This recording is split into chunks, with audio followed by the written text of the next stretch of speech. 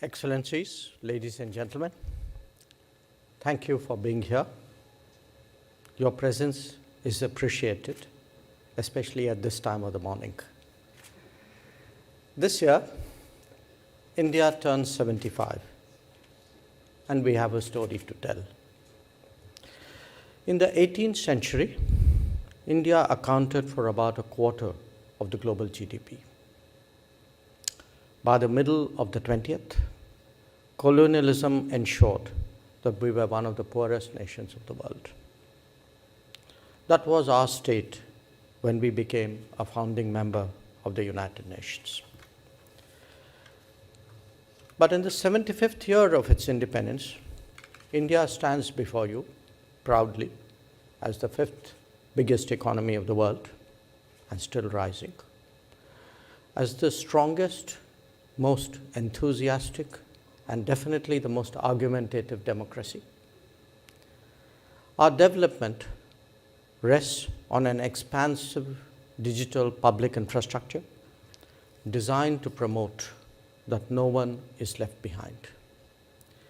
In recent days, digital technology has successfully advanced our food safety net to 800 million Indians. More than $300 billion of benefits have been distributed digitally. 400 million people get food regularly, and we have administered over 2 billion vaccinations. And the secret of that is indeed digital. India today envisions itself as a developed country by 2047, 100 years of our independence. We dream of digitizing our most remote villages and landing on the moon, perhaps even digitizing it. Friends, our foundational belief is that India's own development is inseparable from that of the rest of the world. Without doubt, our progress and growth has also benefited from our interface with the United Nations and its agencies. India, as you all know, was a founding member of the UN. And as we mark 75 years of freedom, we also celebrate 75 years of our partnership with the UN. The India-UN Development Partnership Fund is particularly symbolic of this relationship because it is the first ever single country South-South initiative at the UN. It currently extends to 66 development projects in 51 countries. Today, you will hear some of these stories from our colleagues. Our multifaceted partnership with the UN is significantly reflected in the area of peacekeeping.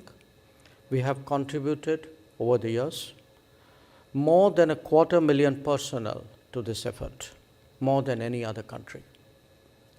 But it would be best if you heard that from others about the difference that we have made to peacekeeping. India has also enabled two major initiatives for global climate action. The first is the International Solar Alliance, which India pioneered with France in 2015 on the sidelines of COP21. Today, it has over 100 members. The second is the Coalition for Disaster Resilient Infrastructure, in which India is the founder member. At the COP26 last year, we helped to launch further initiatives under these two platforms, like the One Sun, One World, One Grid, Green Grids Initiative, and the Infrastructure for Resilient Island States Initiative. Excellencies, the COVID pandemic is an unprecedented global crisis. When needed, we responded first with vaccines for our friends in Africa, the Caribbean, Latin America, and our own neighborhood. I'm delighted that there will be others who will share their perspective on this subject. The conflict in Ukraine has aggravated food and energy inflation to make it one of the biggest challenges of our times. India has responded by supplying food grains, including as grant assistance in recent years to Afghanistan, Myanmar, Sri Lanka, Yemen, and several countries in Africa. It is important that we hear from those who have joined us today on the criticality of food security. Friends, we believe that development is a public good. Open sourcing is the best way forward. India believes that UN can be an even bigger force multiplier in advancing SDGs by pooling global knowledge. So let me conclude by reiterating that India stands committed, it stands ready to strengthen its partnerships with the United Nations, to ensure a brighter future for the planet.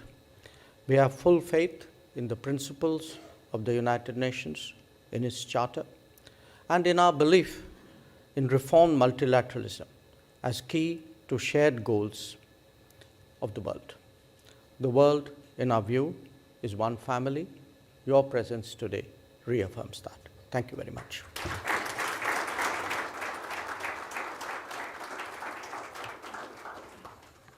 Thank you, sir, for your address.